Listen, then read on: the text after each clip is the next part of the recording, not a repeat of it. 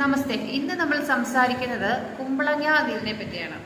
ആലപ്പുഴ ഏരിയയിൽ കുമ്പളങ്ങ എന്നാണ് ഇതിനെ പറയുന്നത്. തമിഴിൽ കുശിനിക്ക എന്ന് പറയും. ഓരോ സ്ഥലത്തും ഓരോ പേരാണ്, എന്നാലും കോമൺ ആയി പറയുന്നത് കുമ്പളങ്ങ എന്നാണ്.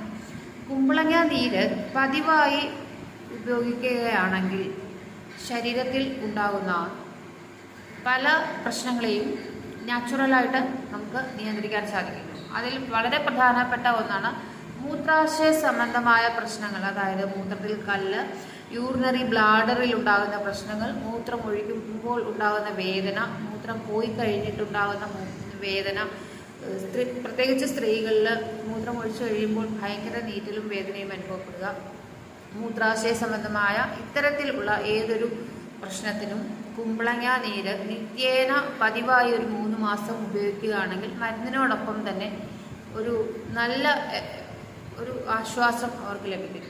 അതോടൊപ്പം രക്തസമ്മർദ്ദം, പ്രമേഹം, ഉദര സംബന്ധമായ ഏതൊരു തരത്തിലുള്ള പ്രശ്നങ്ങൾ, ഉദര സംബന്ധം എന്ന് പറയുമ്പോൾ സ്റ്റൊമക്ക്, വയറ്, കുടല്, വൻകുടല്, റെക്ടം ഇവയുടെയൊക്കെ പ്രവർത്തനം സുഗമമാകാനും, മെൻ്റൽ ഹെൽത്ത്, നമ്മുടെ മാനസിക ആരോഗ്യം, തലച്ചോറിൻ്റെ പ്രവർത്തനം, രക്തശുദ്ധി ഇവയ്ക്കൊക്കെ കുമ്പളങ്ങ നീര് നല്ലതാണ്. കുമ്പളങ്ങ കറി വെച്ച് ഉപയോഗിക്കുന്നവരുമുണ്ട്, പലതരത്തിൽ സ്വീറ്റായിട്ട് ഉപയോഗിക്കുന്നവരുണ്ട്.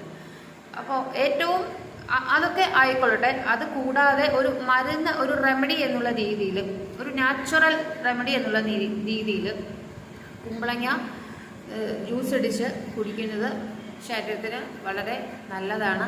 അതിൽ ഉപ്പും പഞ്ചസാരയും ഒന്നും ഇട്ടില്ലെങ്കിൽ തന്നെ ഒരു മരുന്നെന്നുള്ള രീതിയിൽ അതിനെ നിത്യേന ഒരു 60 ml കുടിക്കുന്നത് ശരീരത്തിന് അത്യുത്തമമാണ്.